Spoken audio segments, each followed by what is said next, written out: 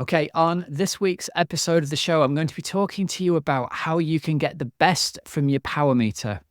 It's a really common question we get from the athletes that we coach, and even listeners who send these questions in and say, look, I've just bought a power meter, I've installed it on my bike, and I've been out for my first ride. I don't know what's going on. The numbers are jumping all over the place. I've read that this is going to be the key to unlocking great performances at Ironman, but I just can't see how to make sense of it. So, can you help me? So this episode is really designed around people who are either contemplating getting a power meter and haven't got one yet, or have just got one, or even some of the people out there who, I think there's more people who are in this situation than would like to admit, have got the power meter but don't really understand how to use it as a tool. And it's designed to do a job, and that job is to help you get a better bike split for less effort, effectively. So we're going to jump right into it. So first up, let's talk about why a power meter is better than just using heart rate. Heart rate's better than having nothing at all. It gives you some feedback about what your body's actually doing and whether what you feel is what your body's experiencing. But heart rate's got some limitations. It's affected by heat, it's affected by dehydration, it's affected by fatigue. If you're very tired, your heart rate numbers can be way off. Most importantly for racing, heart rate is massively affected by adrenaline. And so on race day, when you're very excited and in a race, it's not unusual for your heart rate to be 10, 15, even 20 beats a minute above where it should be for the given effort at the time. Now, it won't be that way for the entire race, but certainly at the start of the bike leg, when you need that feedback, it's really common that people's heart rate numbers are completely out from where they think they should be relative to how they're feeling. So heart rate's a good guide, but it's not infallible. And it's not great for racing on race day for those reasons. Power meters are much better because they're going to give you essentially scientific feedback into how much power your body is putting out. It's not going to be affected by how tired you are, how excited you are. And arguably, it's better feedback because if you are tired and you're struggling to put the numbers out you think you should, well, that's good. That lines up. That means that the power numbers you're expecting to see for how you feel are not lining up. That shows you that something's wrong that day. If you're very excited, and again, it's very common at the start of a race, someone's going to head out, look down at the power meter, and they'll be putting out much more power than it feels like they are. The temptation is to think, I am having a fantastic day out on the course. All of my training has come together and now I've magically got an extra 40 watts. Well, that's unlikely to have happened. What's probably going to happen is your power meter is reading 240 instead of 200. And you're not feeling it because of that adrenaline and that excitement. So you know then to dial the effort right back down. Think of it as an unemotional, unequivocal feedback guide to the energy that your body is expending to produce the speed that you're doing at the time. Now, power is really useful when you've got headwinds, when you've got tailwinds, when you're going uphill, when you're going downhill. It gives you feedback on how much effort your body's having to make to get that speed. So we've all had the experience of riding into a very strong headwind. You're working really hard, but you're only doing 18 kilometers an hour. Or you've got a tailwind, you're barely riding at all, and you're putting out 43 kilometers an hour. The power meter gives you direct feedback on how much work your body's having to do to produce that speed. So you'll know if you're riding into a headwind. And often, I think this is important, the subtleties that come through with a power meter is often the kind of headwind that's going to affect your speed you might not even be aware of.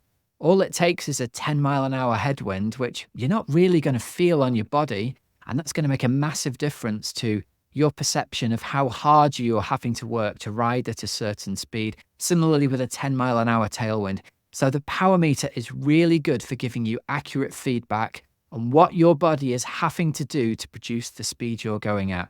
It's great for making sure that your workouts are going to be appropriate in training, but it's fantastic on race day to ensure that you don't go too hard by mistake, and also that you're going to have enough energy left that you have a great run off the bike.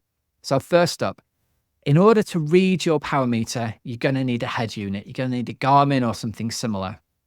And the skill of this then comes in setting up the Garmin so it's got the right fields and the data fields on the screen for you to read so that you can get the information and the data that you need. Because here's the thing no one talks about with a power meter when you first get it. The amount of power that you put out in one circle of the cranks changes every millisecond. At the very top of the power stroke, there's 0 power. Halfway around the stroke, when you're pushing down the most, the power jumps right up.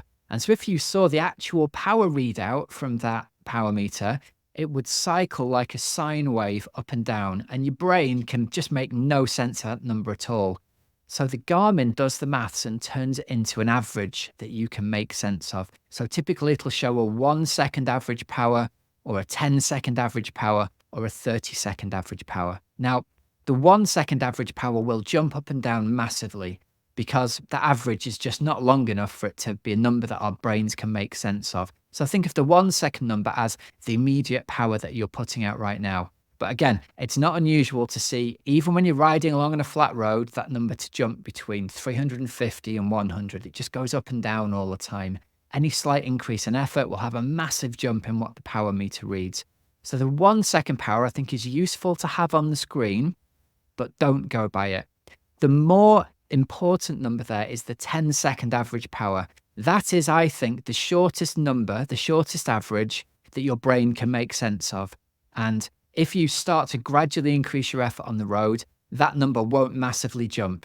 It's, if you like, it is representing what our brains can make sense of as the power that your body's producing right now. Now, the next useful number to have on the third data field is the 30-second average power. And I think what you then have to do is develop the skill of using the 10 and the 30-second averages and comparing the two together. If you start to go up a hill, say, your 10-second power number will start to jump much quicker than your 30-second average does. So if you look down as you're going up a hill and you see that your 10-second power is now 300 watts and your 30-second power is still 200 watts, you know that you've accidentally put out more power than you meant to, and you have to rein yourself back in again.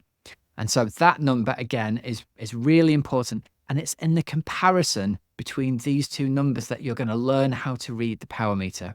I'll give you an example from my own life today. I was out for a ride. There was a bit of a hill in front of me. I've been rolling along at about 150 watts. And this is relative to a threshold number, an FTP of about 250 at the moment for me. I was rolling along at about 150 watts, so a nice cruisy, gentle ride. The road went uphill. I changed up a couple of gears to make it easier, but I started to push down a bit harder on the pedals, as we do to kind of maintain that feeling of keep the cadence going up the hill. I looked down at my power numbers after about 10 seconds on this hill. My heart rate hadn't changed at all. My 10-second power had jumped to 320 watts. So it's gone from 150 watts to 320 watts. So context being here, that's way above my VO2 max power. So that is going to put me in a real hole come race day if I do something like that. It's just poorly skilled riding from me by getting excited and pushing on up the hill. Again, heart rate barely changed at all over that 30-second period, just hasn't got time to react. But inside my body, I've just burnt a 30-second or a 1-minute long match at above VO2 max watts that I wouldn't have the energy then to go and run off the bike in a race situation. And if I hadn't looked down at a power meter, I wouldn't have even realized that I'd done it. I would have probably backed off the power a bit. But again, 30 seconds at above VO2 max wattage is something that's really going to burn matches in races. And so I have to learn to not do that in training so I can then race in the same way that I train and train in the same way that I race. So, okay, so far we've got on our Garmin screen 1-second power representing what's happening now, 10-second power representing what's happening now that our brain can make sense of, 30-second power as something to compare against to see whether we are accidentally putting out more power than we need to right now. The fourth data screen that I'll have on there is lap normalized power. So what I'll do when I'm out riding, and what I advise all our athletes to do is, when the terrain significantly changes, press the lap button on your head unit. So if you start to go uphill, press the lap button. If you start to go along the flat, press the lap button. If you go over the top of the hill, press the lap button. Anytime the terrain changes, do that. And then when you look down at your lap average power for this lap, it tells you what you've done, for example, from the start of this hill. So if I'd pressed the lap average at the start of the hill I just described to you, I'd have seen I'd been doing 320 watts for the last minute. that's a massive red flag that I'm going too hard and I need to slow down and I need to back off. Okay. Now, most Garmin's you can get 8 data screens, or some of them even 10 data fields up on the screen. You can then choose the other ones that you want to have on for yourself. I'd advise you having heart rate on there, and I go with heart rate right now rather than an average heart rate, so you can see what's happening with your heart rate. I'd advise you having a timer up there. I'd advise you having, what some of the other numbers I've got? Distance covered, average speed and things like that are okay to have, but I don't think they're essential on that first data screen. What you want to have there is numbers that are going to stop you making mistakes later on, if you like. Okay. So let's talk about normalized power and average power and the difference between the two, because that's something people get confused by. Average power, I think people understand. Your power is going to go up and down during the ride, and the average at the end of it represents the average of what you've done. Everyone understands what an average is. The easiest way to understand a normalized power is it's a weighted average relative to what your threshold power is. And what we mean by that is it's telling you what the physiological cost of the ride has been, and often it's much higher than the average power. And the reason it works like this is any time that you spend at or above threshold power, or FTP power, is exponentially more draining energy-wise to your body than being below threshold. So the average doesn't tell us the whole story. If you did, for example, 2 minutes at VO2 max wattage and 2 minutes riding really easy, and 2 minutes at VO2 max wattage and 2 minutes riding really easy, the average of that, if you did it for, I don't know, if you did that for an hour, the average would look like a really easy ride, because it doesn't take into account how difficult and how challenging riding way above threshold wattage actually is on your body. The normalized power for that ride would be much, much higher than the average power. So we're going to use the normalized power because all of us have to ride on hills. All of us have to ride with headwinds. All of us have these changes happening. And so normalized is what your body feels at the end of the ride rather than just a mathematical average. Okay, so always use the normalized numbers. That goes for when you're doing FTP tests and everything. Okay. Next, we can come on to talking about a TSS score.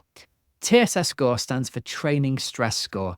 And all this is a way of trying to compare different rides with each other. And they've set a scale that says 1 hour riding at 100% of FTP is worth 100 points. And then everything else is relative to that. So for me, 2 hours of a steady ride usually is about 50 points per hour. So the same sort of training stress score as an entire hour at threshold in a 2-hour session. And it reflects, I've not been going as hard, but I've been going for longer. That's not to say that the training effect of a 2-hour easy ride is the same as 1 hour at threshold, but it's to say it's the same kind of fatigue effect. So that's very important to kind of put across to you. You're not going to get the same training effect doing lots of long, steady rides as you would doing some really short, hard intervals. It's going to have different effects on different elements of your fitness, but it's a way to log how much stress your body's experienced. And some of you will know if you do a relatively punchy 3-hour ride at the weekend, you can feel really wiped out at the end of it, like you would do at the end of a 1-hour interval session. And that's because the TSS for that long ride is probably higher, or will be higher, than that 1 hour of interval training over here. So TSS is just a way to understand how much training stress it's produced in your body. Okay? A couple of other things to talk about. IF stands for the intensity factor. That's just the percentage of normalized power of your ride. So if the normalized power was 78% of your functional threshold, the IF of the ride would be 0.78. And the last thing is the VI number, the variability index. What this shows us typically is how much up and down there was in the power on your ride. That means if you're riding on lots of hills, you're going to have lots of sections putting out big power, lots of sections putting out zero power. The variability index is the bigger that number gets, and it's expressed as 1 point something. In a perfect ride where you had no variability, you would have a 1.0 VI at the end of it, so perfectly paced. Up to 1.4 is an incredibly hilly ride where you've made big efforts up the hills and you've recovered on the way down. typically what we see is, especially for race day, the higher the variability index, the more costly it's been on your body and the less likely you are to run well. And so for those of you doing hilly races later in the year, your mission in training, if you like, is to learn to try to reduce the variability index by slowing down a bit on the uphills and leveling out that power. Don't make massive efforts on the hills. You'll see that VI number come down. That'll give you a better chance of running well off the bike come race day. Now then, to wrap this up, I think the key thing here is when you get a power meter for the first time, just set your Garmin up like we've said and go out and ride with it and just see what the numbers do to start with, and then start to compare the 10-second average power with the 30-second average power and use those numbers to try and, pick a stretch of road that's a long, flat stretch of road, put out a given amount of power for that time and see how accurately, if you were aiming for 200 watts, see how accurately you managed to put out a normalized power of 200 watts over that stretch when you get back and you have a look in the analysis software. We need to practice in training the things we need to do on race day so they become second nature. And on race day, you don't have to worry about them.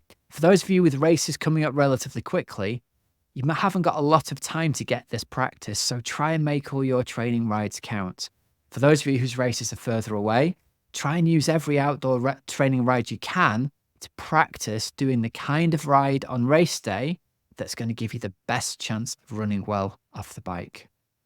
Okay then, that brings us to the end of this week's episode. So here are some discount codes and deals for you. Over at precisionfuelandhydration.com, use the code OXYGEN24 for 15% off your first electrolyte order. And over at teamoxygenaddict.com, I think we've got the most comprehensive triathlon coaching program for busy age groupers.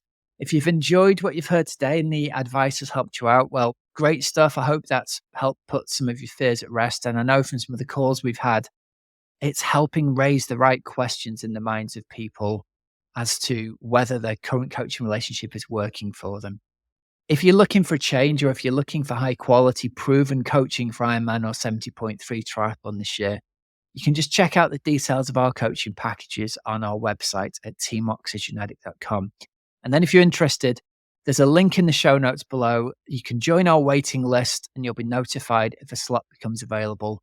And at that point, you'll have a chance to book a call with us and see if you'd be a good fit for joining the team. So although we don't have slots available at the moment, we'll make those call appointments available to people as and when we do have athletes who end their coaching packages during the season, if and when that happens. So remember, there's links in the show notes, so you don't have to remember them.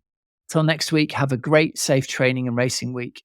I'm Coach Rob Wilby, and you've been listening to the Oxygen Addict podcast. See ya.